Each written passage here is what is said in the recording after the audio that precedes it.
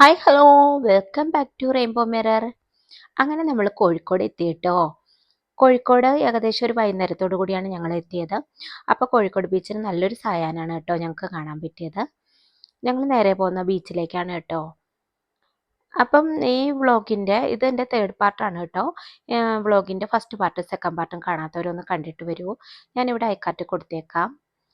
അങ്ങനെ നല്ലൊരു അസ്തമയം കാണാൻ പറ്റി കേട്ടോ ബീച്ചിൽ. പിന്നെ ഞങ്ങൾ കുറച്ച് ഫോട്ടോസൊക്കെ എടുത്തു. നല്ല ഭംഗിയുണ്ടായിരുന്നു കാണാനായിട്ട് കേട്ടോ.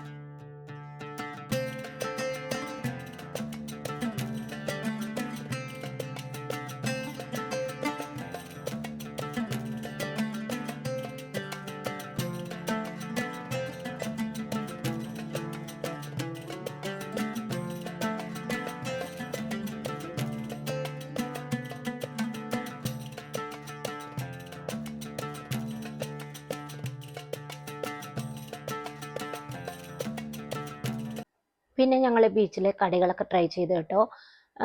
ഈ കടികളൊക്കെ സാധാരണ എല്ലാ ബീച്ചുകളിലും കിട്ടുന്നത് തന്നെ. അതിൽ കിട്ടാത്തത് കല്ലുമ്മക്കായ മാത്രമേ ഉള്ളൂ. ബാക്കിയെല്ലാം നമുക്ക് എല്ലാ ബീച്ചുകളിലും എപ്പോഴും കിട്ടുന്നത് തന്നെയാണ് കേട്ടോ. എനിക്കിഷ്ടമാണ് കല്ലുമ്മക്കായ, അതുകൊണ്ട് തന്നെ ഞാൻ കഴിച്ചു. എൻ്റെ കൂടെ വന്നവർക്കൊന്നും കല്ലുമ്മക്കായ ഇഷ്ടമില്ല, അവരൊന്നും അതുകൊണ്ട് ട്രൈ ചെയ്തില്ല. ഞാൻ നേരത്തെയും ഇതുപോലെ എനിക്കിഷ്ടമാണ് കേട്ടോ, ഞാൻ കഴിച്ചിട്ടുണ്ട്. അതുകൊണ്ട് തന്നെ ഞാനത് കഴിച്ചു. നല്ല ടേസ്റ്റ് ഉണ്ടായിരുന്നു.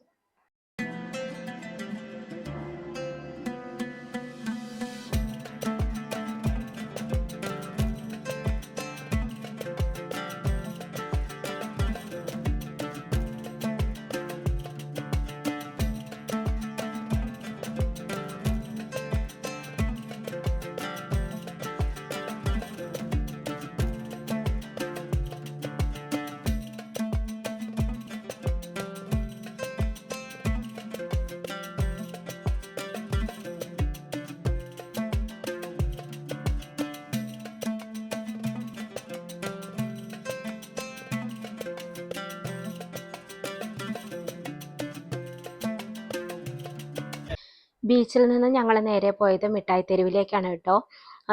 നന്നേ രാത്രിയായതുകൊണ്ട് തന്നെ മിഠായി തെരുവിൽ തിരക്കൊക്കെ കുറേ ഉണ്ടായിരുന്നു. അല്ലേ, നമ്മൾ മിഠായി തെരുവിലേക്ക് പോകുമ്പോൾ നമുക്ക് ആൾക്കാരെ തട്ടിയിട്ട് നടക്കാൻ പറ്റാത്തത്ര തിരക്കുണ്ടാവുമല്ലോ എപ്പോഴും. പക്ഷേ ഈ പ്രാവശ്യം നന്നേ രാത്രിയായതുകൊണ്ട് തന്നെ വലിയ തിരക്കില്ലായിരുന്നു. നമുക്ക് നല്ല രീതിയിൽ നടന്ന് പർച്ചേസ് ചെയ്യാമായിരുന്നു കേട്ടോ. പിന്നെ അവിടെയും ഞങ്ങൾ കയറി കുറച്ച് സാധനങ്ങളൊക്കെ വാങ്ങി. അങ്ങനെ കുറച്ച് നേരം തെണ്ടിത്തിരിഞ്ഞ് നടന്ന് നല്ല രസമല്ലേ ഇങ്ങനെ കടകളൊക്കെ നല്ല കണ്ടും കേട്ടും പറഞ്ഞുമൊക്കെ നടക്കാനായിട്ട്. അത് ഞങ്ങൾ നല്ല രീതിയിൽ ആസ്വദിച്ചു കേട്ടോ.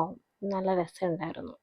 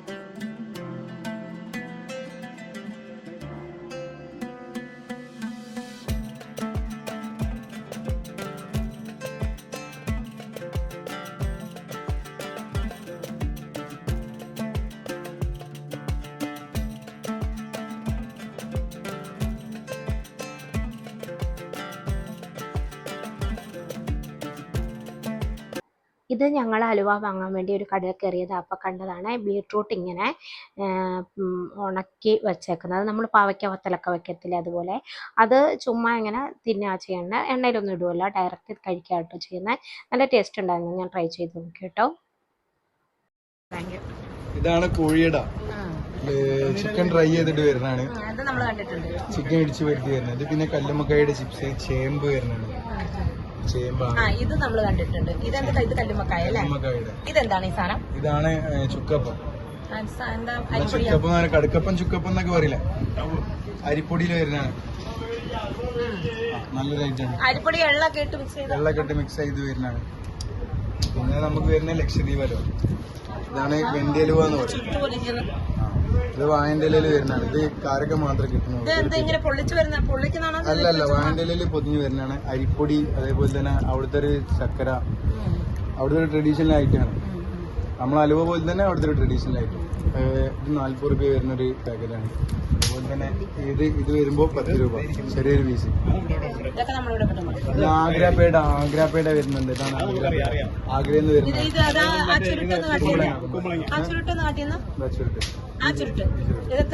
ഇത് 40 രൂപ. ഹലുവയല്ല, അവിടുത്തെ ഒരു സ്വീറ്റാണ്.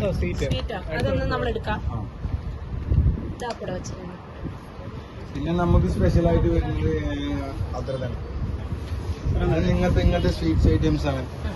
ഇത് കോക്കോചാറ്, മലായിപ്പേട, laddu.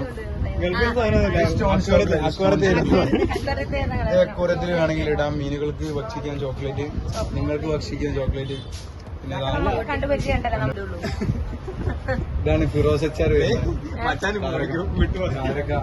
Prawns pickle, beef pickle, mussels pickle, കല്ലുമ്മക്കായുടെ പിക്കിളൊക്കെ. നിങ്ങളുടെ കടയുടെ പേര് കൈരളി സ്വീറ്റ്സ്. ഇവിടെ ഫേമസ് ആയ ഒരാളുണ്ട്, മായിസ്. വീഡിയോ ചെയ്തിട്ട് 1 million ഒക്കെ അടിച്ചാണ്. മായിസ് അടിച്ചിട്ട് അല്ല, അവിടുത്തെ തന്നെ ഓനും ഇവിടുത്തെ എന്നോട് പറഞ്ഞു എത്രയുണ്ട് ചോദിച്ചിരുന്നു എന്നോട്.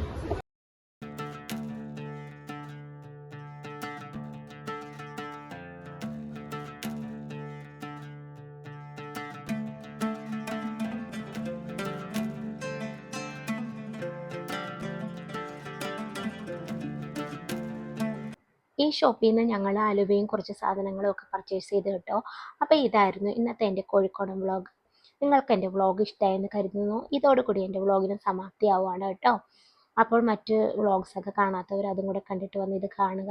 നിങ്ങൾക്ക് എൻ്റെ വീഡിയോ ഇഷ്ടമായെന്ന് കരുതുന്നു. ഇഷ്ടമായെങ്കിൽ തീർച്ചയായിട്ടും ലൈക്കും ഷെയറും സബ്ബും ഒക്കെ തരിക. നിങ്ങളുടെ അഭിപ്രായങ്ങൾ തീർച്ചയായിട്ടും കമൻറ്റുകളായി രേഖപ്പെടുത്തുക കേട്ടോ. എന്തെങ്കിലും സജഷൻ ഉണ്ടെങ്കിൽ അറിയിക്കുക. അപ്പോൾ മറ്റൊരു വീഡിയോ ആയിട്ട് കാണുമ്പോഴേക്കും ബൈ. Thanks for watching.